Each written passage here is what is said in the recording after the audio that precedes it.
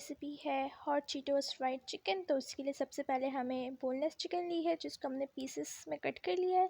उसके बाद इसमें जिंजर गार्लिक पेस्ट ऐड करेंगे 1 tablespoon, chili flakes 1 teaspoon, salt 1 teaspoon या एज योर टेस्ट।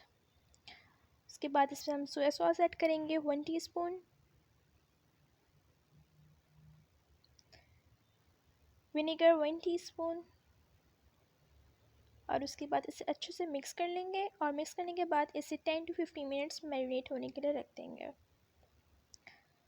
उसके बाद चिकन के पीस सबसे पहले मैदे में कोट करेंगे। मैदे में अच्छी तरह कोट करने के बाद हम उसे एग में कोट करेंगे। उसके बाद मैंने चीटोस को क्रश कर लिया बिल्कुल, उसमें कवर करेंगे अच्छी तरह से।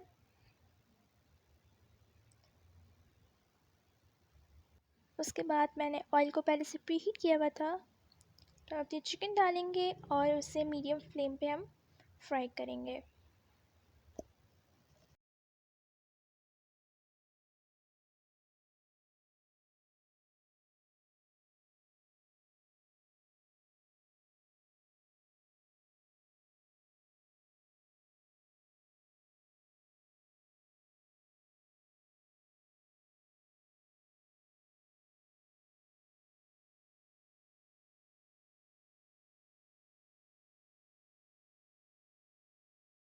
तो जी हमारी रेसिपी तैयार है।